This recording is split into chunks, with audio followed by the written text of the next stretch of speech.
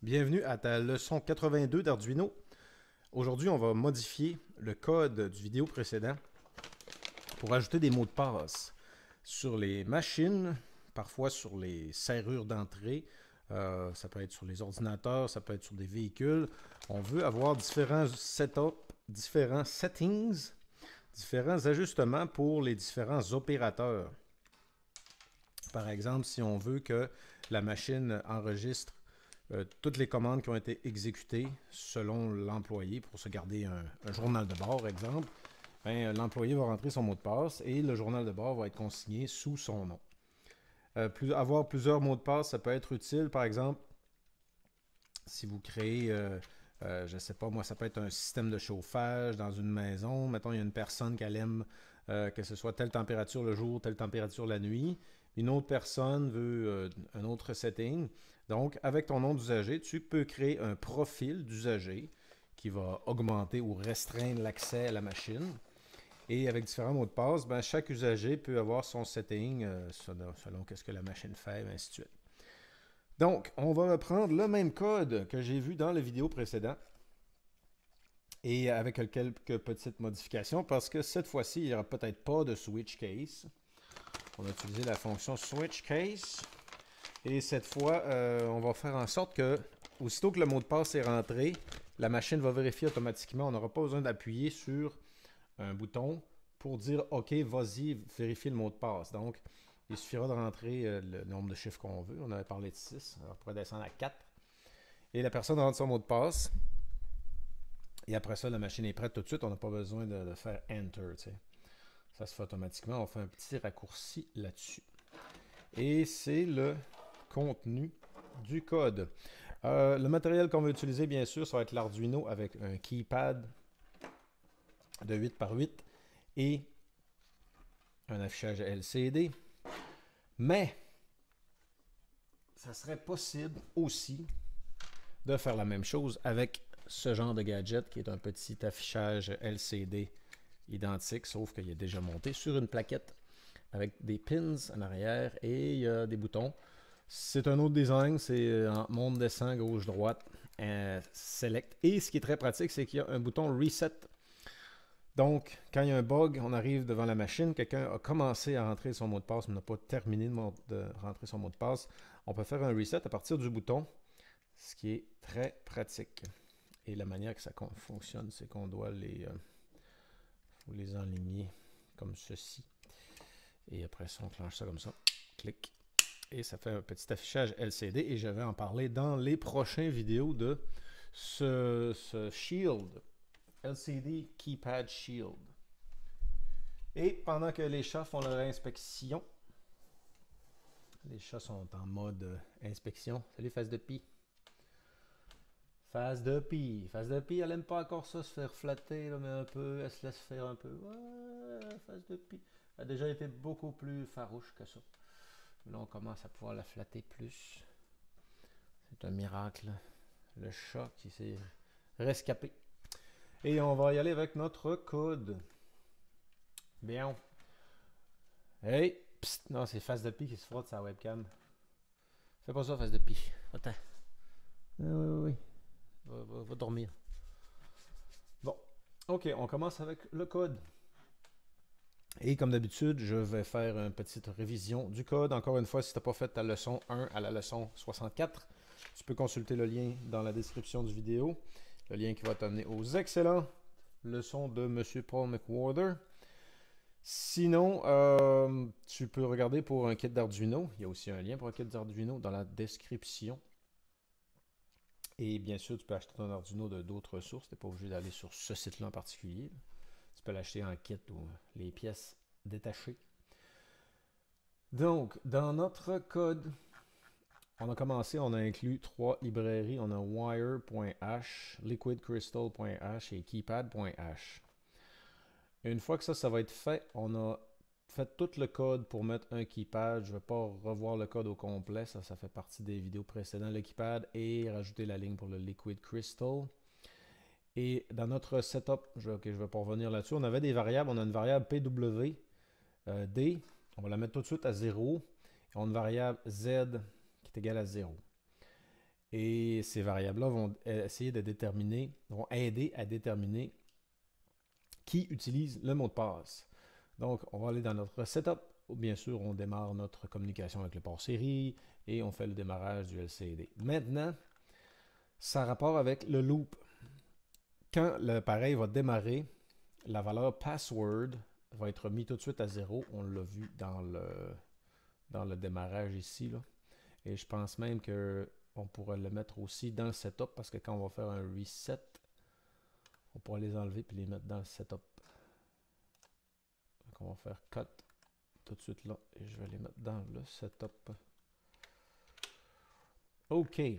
Donc ça a rapport avec le loop. Donc quand la machine démarre, la valeur password est égale à 0. Et ça dit si la valeur password a présentement une valeur de 0, voici ce que je veux que tu fasses. Je veux qu'à l'infini, sans arrêt, tu fasses read keypad. Et void read keypad, c'est ce qui nous permettait d'aller chercher le mot de passe avec le code que vous pouvez trouver dans le vidéo précédent. Sauf que ce que j'ai fait ici, c'est que quand Z va avoir une valeur de 6, c'est-à-dire que quand ça fait 6 fois qu'il fait le loop pour vérifier les numéros un par un, pour ramasser les numéros un par un que la personne appuie, il va aller faire check pin automatiquement. Il va faire un petit délai de presque une seconde. Il va aller faire check pin. Et dans le mode check pin, là, il vérifie le mot de passe. On va falloir modifier ça. Et quand les 6 chiffres du mot de passe sont corrects, là, il va changer password. Il va le mettre à 1. Et bien sûr, il va faire le reste des commandes dans le void. Et après ça, il retourne à loop. Et donc, rendu dans loop, là, password est égal à 0. Password a une valeur de 1. Et ça va faire en sorte qu'il va exécuter les commandes pour user1, qui va être notre utilisateur 1.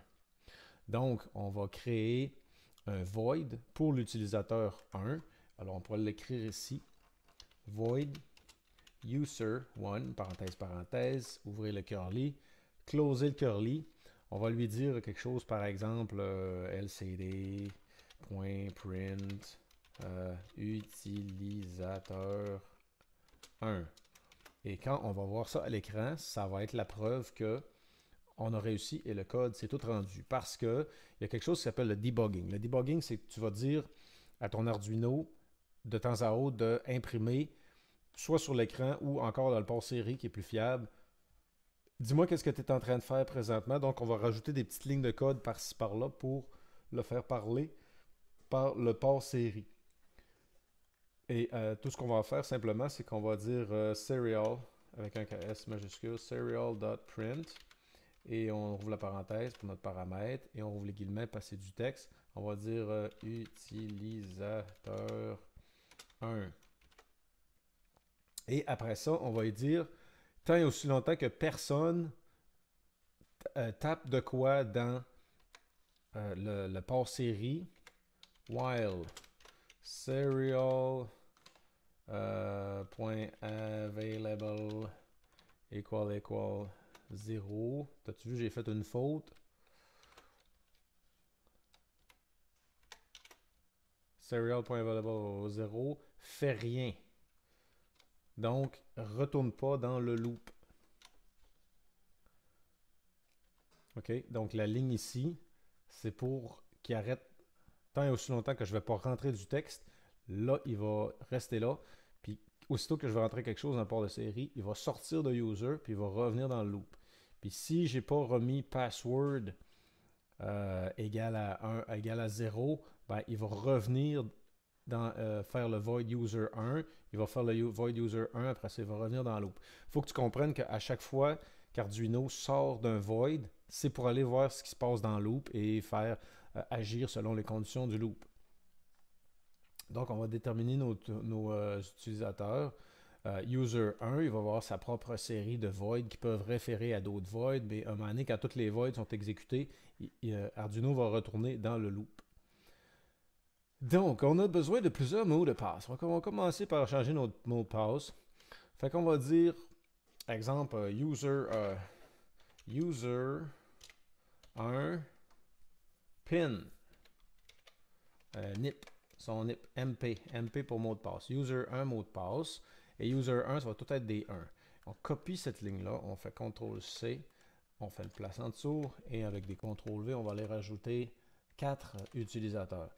Donc, on va avoir user 1, mot de passe, user 2, mot de passe, user 3, mot de passe, user 4, mot de passe. Et ça serait possible de faire un code avec l'Arduino pour entrer des nouveaux utilisateurs, déliter des utilisateurs, changer le mot de passe quand tu veux changer ton mot de passe. Et ça demanderait simplement un peu de planification et on pourrait faire le codage, mais ça se ferait aussi. Parce que ça éviterait d'avoir à sortir l'Arduino de la machine pour le rentrer dans la maison, puis le remettre sur l'ordinateur. Et c'est là aussi que ça peut être pratique de communiquer avec l'Arduino par Wi-Fi. Ta machine est quelque part sur le chantier ou dans l'édifice. Tu n'es pas obligé d'y aller physiquement, te rendre, sortir l'Arduino de la boîte, démancher les fils, l'amener à la maison, changer les mots de passe, ajouter des mots de passe, revenir ça. Et c'est pratique de pouvoir être capable de faire ça par distance ou de le coder directement à partir du clavier.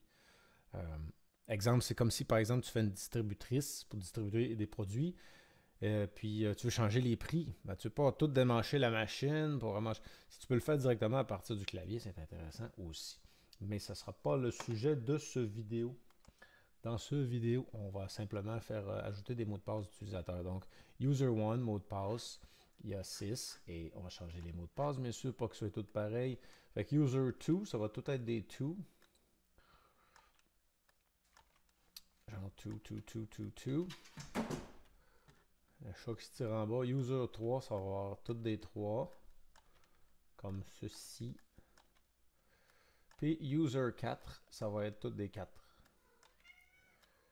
C'est-à-dire 6 fois la touche qu'on a appelée 4. Donc j'ai créé mes mots de passe pour les 4 utilisateurs. Et quand il va vérifier le mot de passe, il va falloir lui dire, ben, va vérifier les autres mots de passe aussi. OK? Donc, c'est ici dans le void check pin. Donc, il va commencer avec une valeur qui s'appelle correct. Puis, correct, et au début, il vaut 0.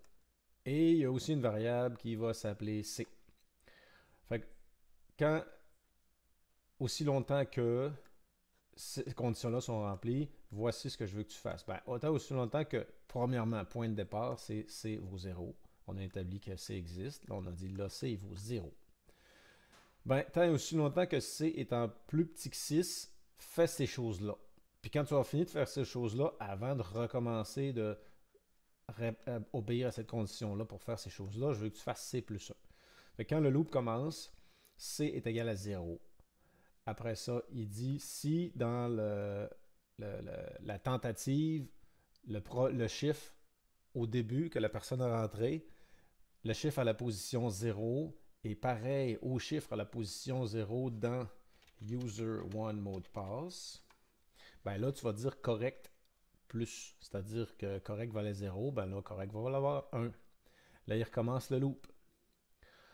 Là, C est égal à 1. Fait que là, il va dire si le chiffre dans ce que la personne a rentré, c'est son chiffre en position 1, c'est-à-dire le deuxième, parce qu'on compte à partir de 0, c'est le chiffre en position 1 est pareil au chiffre, au chiffre de l'array mot de passe à position C, à position 1, ben, ajoute 1 à correct, et ainsi de suite. Donc, avec ce petit code-là, il va vérifier si ce que tu as rentré dans attempt est pareil au mot de passe de l'utilisateur 1. OK? Après ça, mettons que ici, il y en a 6. Bon, là, il va dire mot de passe 1, else. OK, fait que là, il a réussi, puis c'était la personne numéro 1 qui a rentré son mot de passe, puis là, le mot de passe est bon.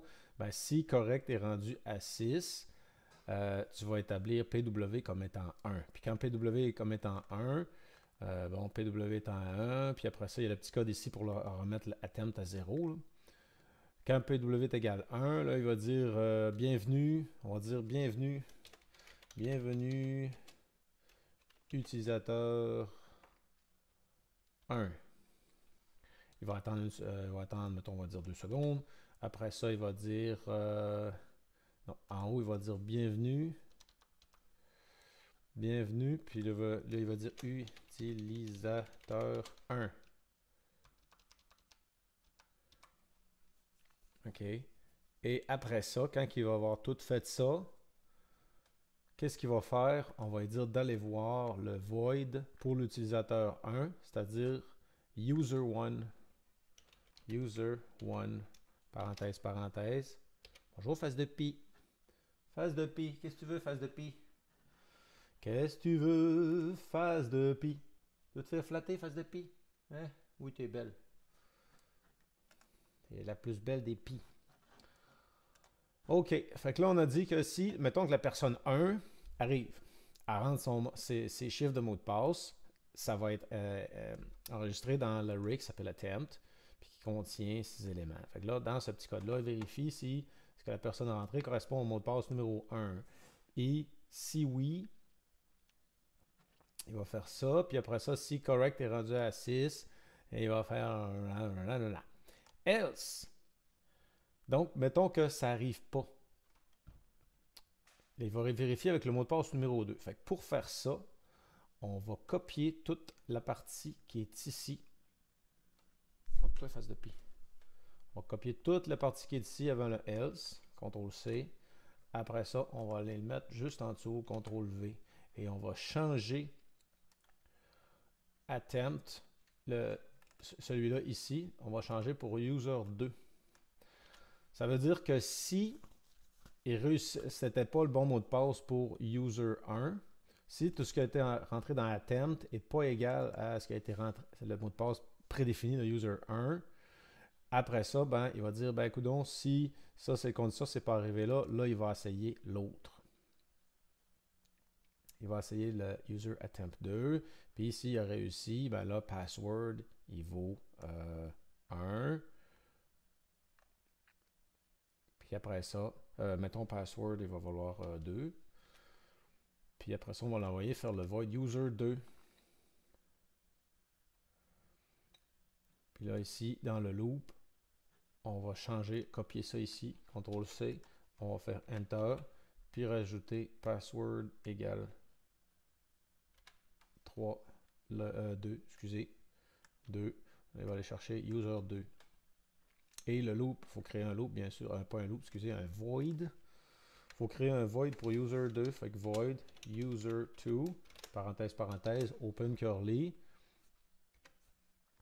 Puis là, on va dire la même affaire que ça. Et quand ça c'est terminé, ben, il faut qu'il ressorte. Et donc, on va copier la même chose pour tout de suite. CTRL-C et CTRL-V.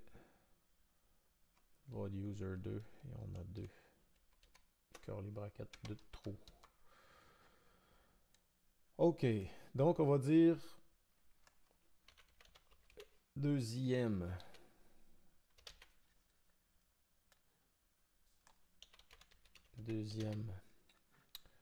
Et là on va marquer premier comme ça.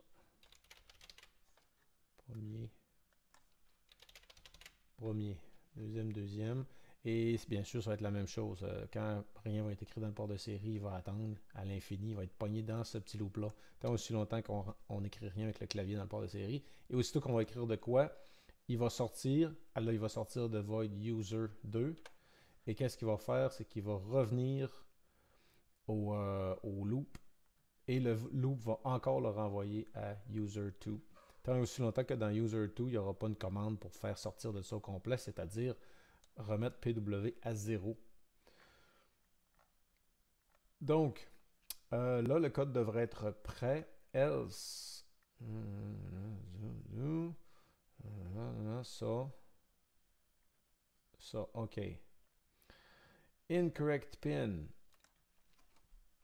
Else. Incorrect pin, c'est un void.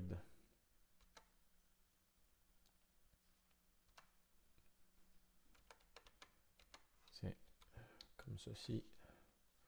Et maintenant, on est prêt à uploader le code. Allons-y avec l'upload. Donc, on en a juste fait 2.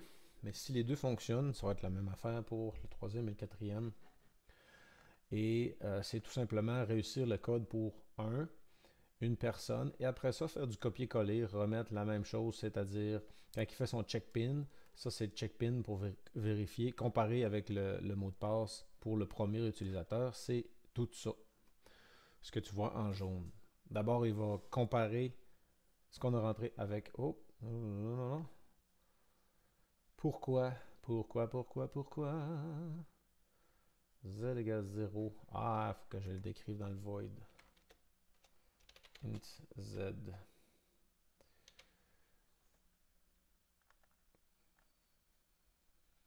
Z égale 0. Il est dans le setup. OK. Donc, retest de compilation. Et avoir différents codes, ça peut être bon, différentes permissions sur les machines aussi. Ça peut être pour activer différentes fonctions. Ah, PW, encore. PW égale 0. On va le mettre. Ah, c'est eux autres qu'on avait mové. On va les enlever. X, on va les remettre à leur place avant le setup dans les variables. Juste ici. Et reload. Au moins, c'est le minimum d'aide qu'Arduino peut donner en indiquant l'endroit où se trouve le bug. N'est-ce pas? Phase de pi. Phase de pi est où? Phase de pi. Oh, phase de pi, elle mange des croquettes. Elle mange des croquettes. Pourquoi ça, ça marche pas? Lui.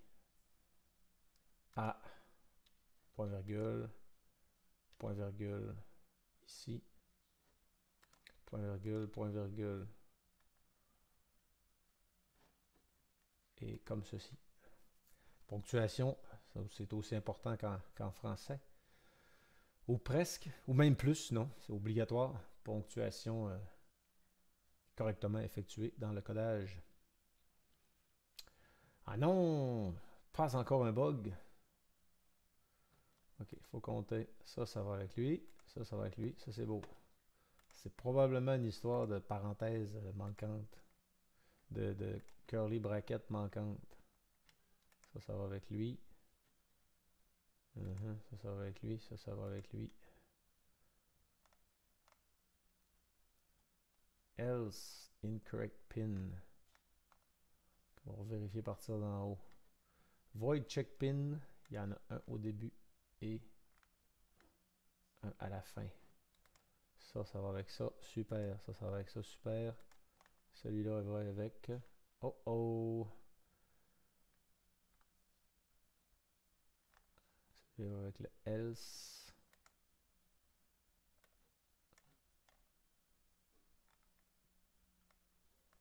If correct est égal à 6.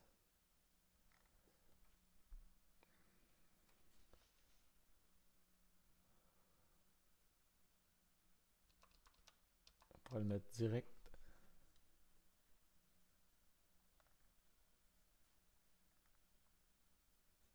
If correct est égal à 6. Après celui.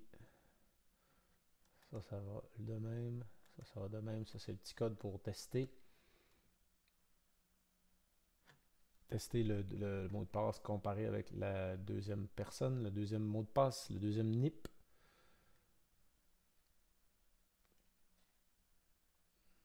OK.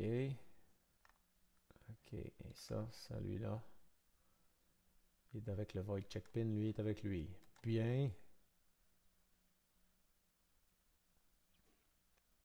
Ça se fait dans l'ordre et c'est comme je disais la dernière fois, c'est que le code, on fait des espaces, on change de ligne pour que ce soit plus facile pour un être humain de coder, pour que ce soit plus visuel. Void check pin, bon, qu'est-ce qu'il manque encore? Il manque un curly bracket. Je fais la gageure qu'il manque une curly bracket. Function definition is not allowed before. Void check pin, voyons voir. Où serait le curly bracket manquant? Le petit enfant manquant. Ah ah ah, il est là. Make a choice. Make a choice. Slick. On va enlever cette chose horrible. C'était lui qui nous faisait du trouble. Reset LCD sont là aussi. Fallait le chercher. Il a pas donné le. Il nous a pas donné la source très précise. fallait chercher un petit peu. Et encore là, c'est pas une très grande page de code. Pourquoi? User 1 was not declared in this scope. Ça veut dire qu'il y aurait un void qui s'appellerait pas user 1. Void user 1, void user 2. Et mon erreur, c'est que... Non, c'est un loop user 1, USR 1, parenthèse, void user USR 1, parenthèse.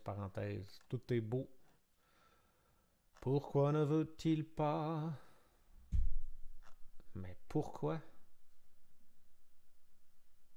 Pourquoi, Seigneur, pourquoi? Il fait le compile. User 1 was not declared in this scope. If correct égale 6, user 1, ça marche. C'est sûr qu'il y a un bug avant. Lui va avec lui, lui va avec lui. Ça, c'est correct. Void check pin va avec ça. Aha. Else incorrect pin. C'est qu'il y avait ça en trop. Comme ça. Else incorrect pin for... Lui, il ferme quoi? Il ferme rien. Check pin. C'est ça, il y en avait un de trop. Un petit backspace. Comme ceci.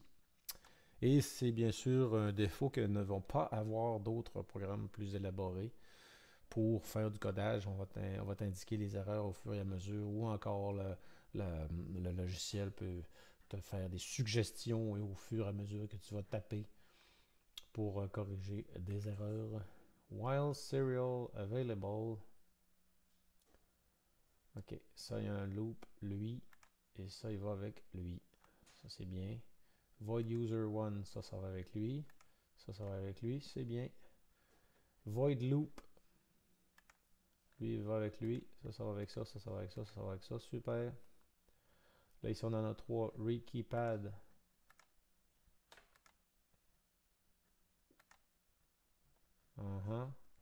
If z égale 6. Check pin, ça c'est beau.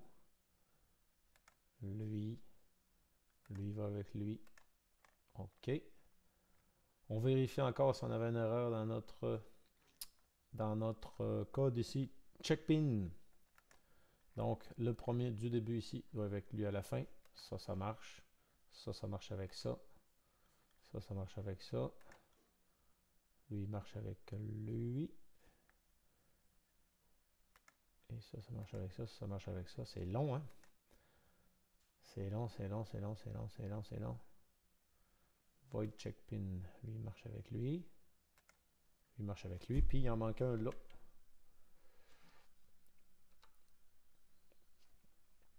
OK. Valide status. Et on refait un test encore. Ça peut être long faire du debugging. Surtout quand le logiciel ne nous donne pas toute l'information qui pourrait nous être utile.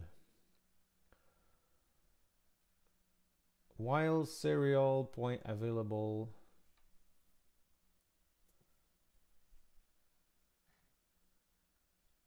And values virtual hardware available. Did you forget the... Est-ce que ce serait ça? Je vais donner une petite suggestion. Il va falloir consulter... Il va falloir consulter quelque chose. Ouais, while serial available. On va aller voir dans nos tutoriels. Sketchbook. Voyons voir. Il va falloir tricher. Ah non.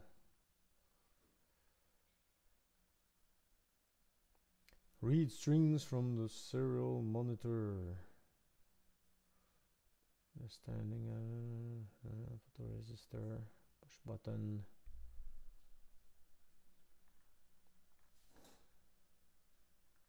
Joystick. Ça, on va tricher un petit peu en allant voir un autre code.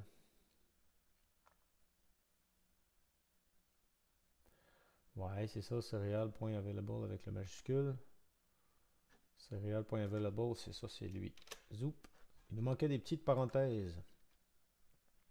Et c'était pratique d'avoir le code de différents programmes précédents pour s'en servir comme référence. Et c'est quelque chose qui est intéressant avec Arduino. Ça te donne des références, des petits fichiers d'aide dans lesquels tu peux aller copier du code ou t'inspirer du code pour faire ton code. Et ça a fonctionné. Hurrah! Entrez votre NIP. 1, 2, 2, 2, 2. 2, 2. Ça dit bienvenue. Et ça fonctionne. On va faire quelques petites modifications avant.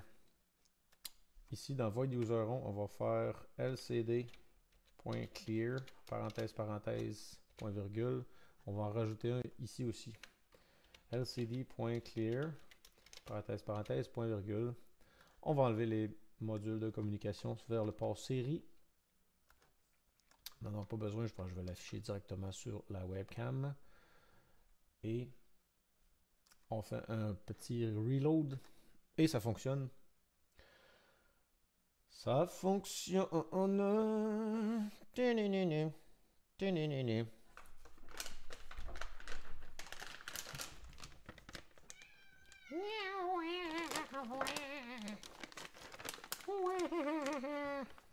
Et on a mérité notre collation. On a très bien mérité notre collation. On a réussi notre code. On a entré des mots de passe. Et on va se faire un petit snack. Ici. On va se faire un petit snack. Donc, les deux mots de passe sont rentrés. Et bien sûr, la seule façon d'échanger, c'est de changer le code et de reloader le code sur l'Arduino. Donc, si l'Arduino est dans une machine, tu peux loader le code sur un autre Arduino et tu ouvres le panneau de la machine, de ton robot, peu importe, et tu as juste à swapper tes Arduino. Phase de pie. Non, c'est phase de pie. Mange, phase de pie, mange. OK. Alors, allons-y pour le test du code de l'utilisateur 1.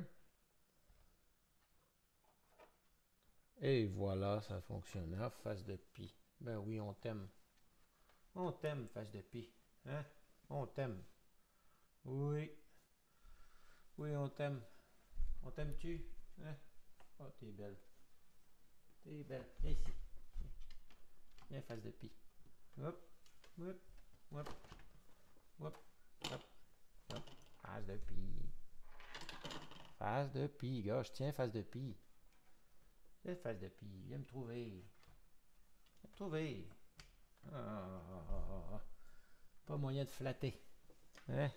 Hop. OK. Allons voir de proche en déplaçant la caméra. On va venir voir qu'est-ce qui se passe sur l'Arduino.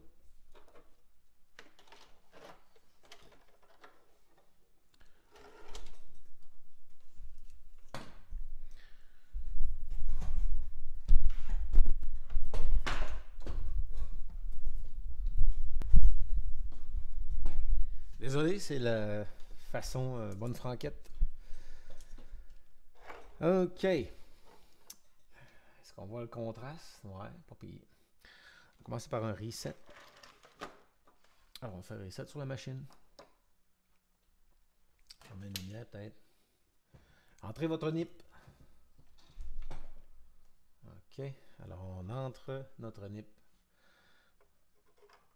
1, 1, 1, 1, 1, 1. Automatiquement, ça vérifie. Ça dit bienvenue. Premier. Je vais t'approcher la webcam plus.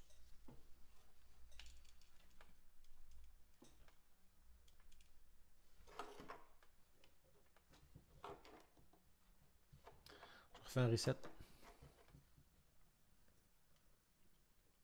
Entrez votre NIP. 2, 2, 2, 2, 2, 2. Automatiquement, ça vérifie. Ça dit bienvenue. Deuxième. Et maintenant, si on va voir notre code, le loop quand on a rentré le code... non, c'est pas lui. C'est pas lui. Celui-là. OK. Donc, on va regarder ensemble ce qui s'est passé.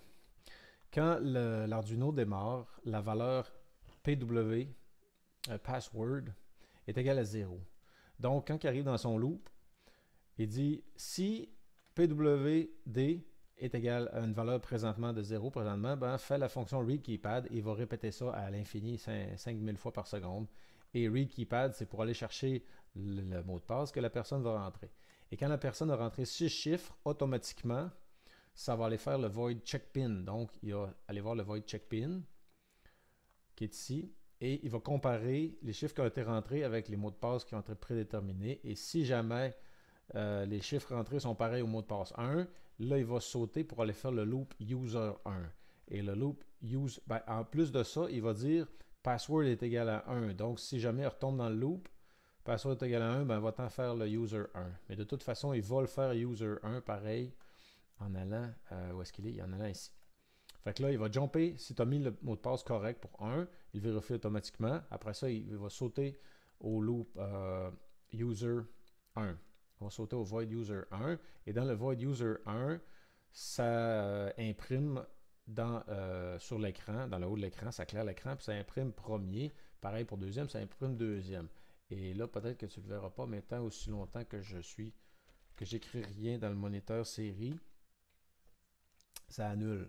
Quand j'écris quelque chose dans le moniteur série, ça sort de ce loop et ça revient dans le loop principal. Donc, si je rentre 1, 1, 1, 1, 1, ça va écrire premier. Mais aussitôt que je vais rentrer quelque chose dans mon port série, ça retombe automatiquement à mon au départ, finalement. Avec la fonction suivante. Aussitôt que je vais avoir écrit quelque chose dans le port série, là, on va faire password pwd égale 0, point virgule. Et ça va faire que l'Arduino va sortir de là et retomber dans le loop. Ou ce qu'on peut faire mieux encore, c'est qu'on va dire, tu vas te faire un genre de reset. Tu vas aller faire la fonction qu'on avait faite au début, là, reset LCD. Et là, ça recommence à 0, c'est-à-dire entrer votre NIP. Donc, on pourra faire un reset LCD aussitôt que quelqu'un écrit quelque chose. Donc, on va écrire ici reset LCD. LCD, je pense que je l'avais mis en majuscule. On va aller vérifier si c'est bien ça pour reset LCD. Ouais, c'est ça, les majuscules. Donc, il y a une fonction quelque part dans user 1 ou user 2 qui va resetter toute la machine. Et on peut la mettre ici. Reset LCD, parenthèse, parenthèse, point virgule. Donc, dès que quelqu'un rentre de l'information dans le port série, au lieu de faire tout le code pour quand on va écrire telle ou telle chose, ou ça peut être un délai aussi qui fait resetter toute l'affaire. Donc, on compile.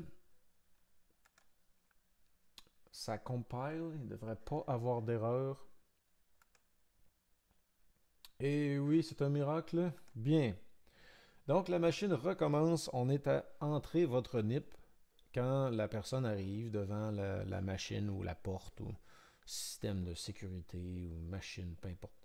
Gadget, appareil de communication. Alors, tu rentres ton mot de passe. Ton mot de passe, c'est tout des 1. C'est 1, 1, 1, 1, 1, 1. Donc, on y va avec 1, 1, 1, 1, 1, 1. Automatiquement, ça vérifie et ça m'écrit premier. Donc, on sait qu'on est dans le void pour user 1. Et là, tu ne le verras pas à l'écran parce que je vais le faire sur mon ordinateur. Mais quand je vais rentrer quelque chose dans le port série, dans sa petite fenêtre, dans son moniteur de série, automatiquement, il va retomber à entrer votre NIP. Et voilà, ça prenait juste ça. Et il est retourné à rentrer votre NIP. Donc, on va rentrer le NIP 2, 2, 2, 2, 2, 2. Il va dire bienvenue. Après ça, il va dire deuxième utilisateur. Et après ça, il va dire rentrez votre NIP. Et c'est comme ça que ça fonctionne. Et sur ce, je vais te souhaiter une belle fin de soirée. On a encore un petit peu d'école pour finir notre année. Et j'espère bien sûr avoir l'opportunité de faire encore du parascolaire. C'est sûr que ça va arriver dans mon école la semaine prochaine. Alors attention, les épisodes de parascolaire vont reprendre la semaine prochaine. On n'en fait pas souvent parce qu'il y a une école sur deux où j'en fais. Dans l'autre école, on travaille un peu l'imprimante 3D, entre autres projets. Et c'est pour ça que le parascolaire, ça s'effectue à peu près juste une fois sur les 2 semaines. Mais bientôt, nouvel épisode. Alors, salut, à la prochaine.